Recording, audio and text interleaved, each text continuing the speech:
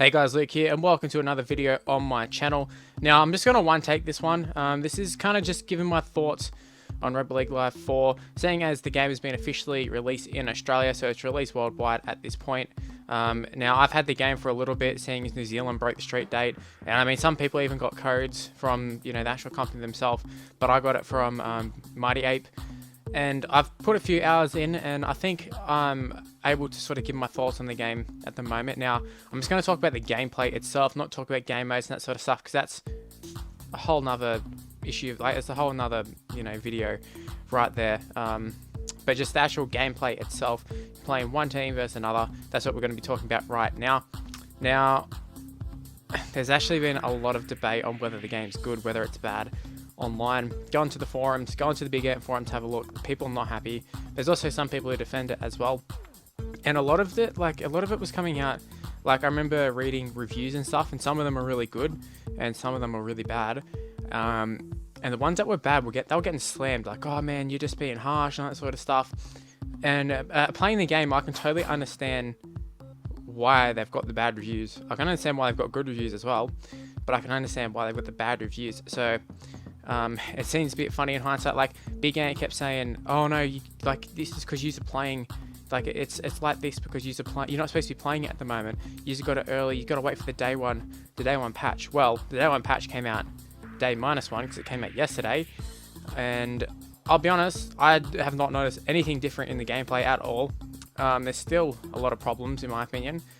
I don't think I'm somewhere in the middle of where a lot of people are. There's a lot of people outraged saying this is like the worst game ever, like don't buy this game, go trade it in, all that sort of stuff. And there's other people who say this is a brilliant game. I'm kind of in the middle. I find there is some good stuff to the game. Also, I've realized there's a lot of game breaking stuff in my opinion. First off, we'll talk about forwards. Now, forwards are literally like the best thing about this game. In the last one, Rugby League Live 3, forwards were non-existent. In this one, they're actually very, very effective. If you get a good forward up against a bad forward, like, there's definitely a noticeable difference, which is good. It also is quite annoying at times. The reason it's quite annoying is because if you have a back running at a forward, like 9 times out of 10, you're going to get shoulder charged and lose the ball.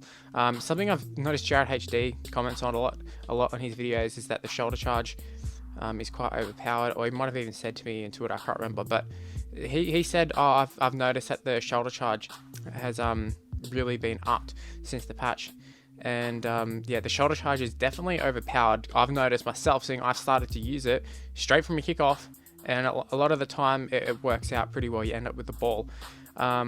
And this isn't me taking on a shit team and doing this. This is taking on some of the best forwards. This is me playing in New South Wales, taking on Queensland, like Woods up against Dylan Napa. Like, how often do you see Aaron Woods lay out Dylan Napa and he drops the ball? You just don't see it happen.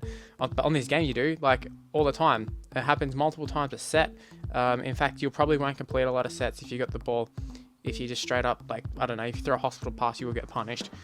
But yeah, forwards are very overpowered, which brings into the whole thing of the backs. I feel like the backs are quite ineffective at times. The step was really, really overpowered. I think maybe it's a little bit different on the, I don't know. I haven't really stepped that much, but yeah, you can break through a lot of tackles with a step. And at the moment, I should say I'm playing on pro difficulty, so I'm not even playing on the top ones at the moment. I can't even think of what it's going to be like playing on those difficulties. But yeah, the backs, they're kind of okay. One thing I noticed is that if you make a break, you're going to get caught. Like, I don't care who you are. I don't care if you're James Roberts or Addo Carr or whatever. Like, I know you go into the stats and you see like 99 sprint speed or whatever for like those guys.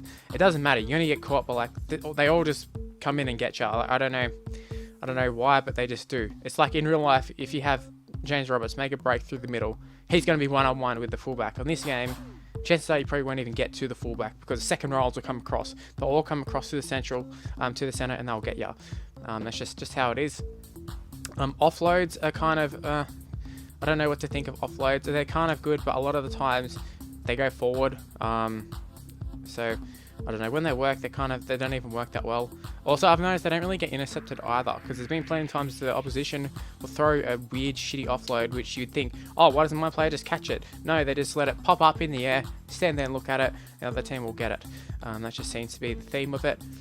What else? When like the changing of the players, I find is quite hard.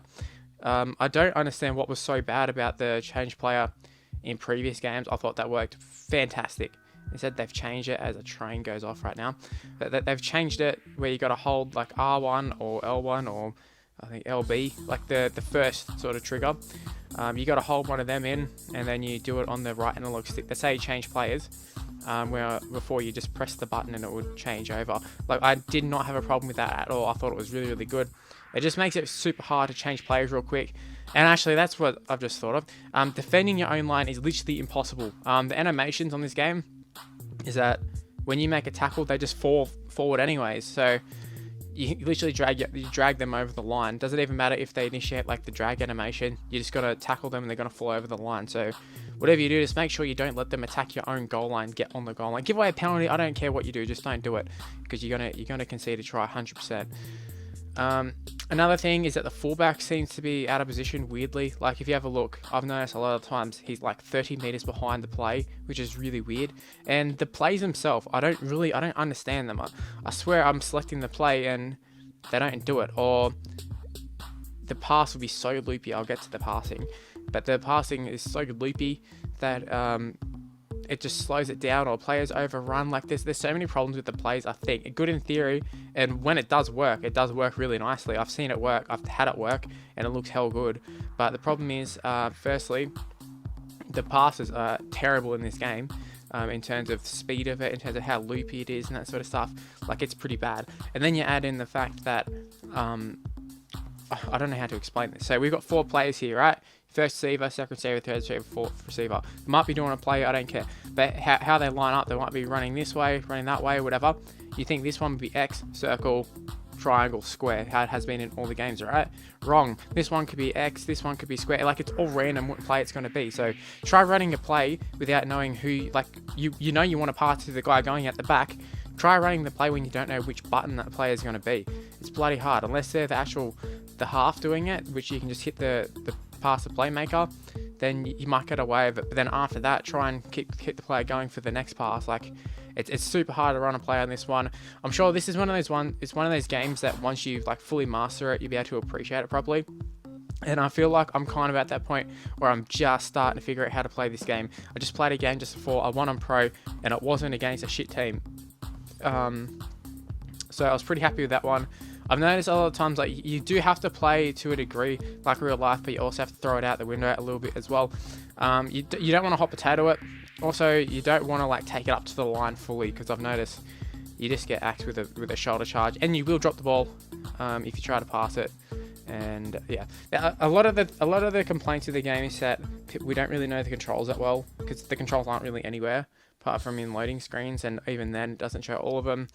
And yeah, just there are a lot of problems with this game. I think I covered a lot of them right now, but there is actually more if you want to go into career mode and that sort of stuff, but I'll leave that for a separate video on its own.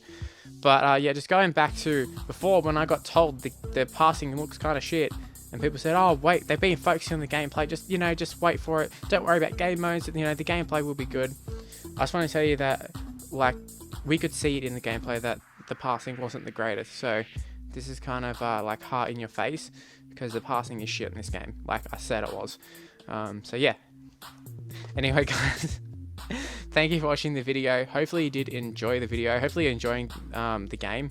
I know I actually am enjoying the game. I don't know if that's just because it's a new game, or if it's because it's the game itself, but I am getting satisfied when I win a game, put it that way. It's a lot better winning a game in this, getting that feeling of like, man, I earned that win, rather than going at Rugby League Live 3, winning by 50, just passing it to the winger and cutting back inside and scoring all the time, which is what I used to do. But yeah, anyways, if you did enjoy the video, make sure you leave a like, subscribe to the channel if you're new around here. You can follow me on Twitter and Instagram. It's MrLuke on my T. My Facebook page is in the description below. And leave in the comment section below, what are your thoughts on the game? Did you get it today? Did you get it early? Just leave in the comment section below anything like that. Alright guys, thanks for watching. I'll see you next time. Bye.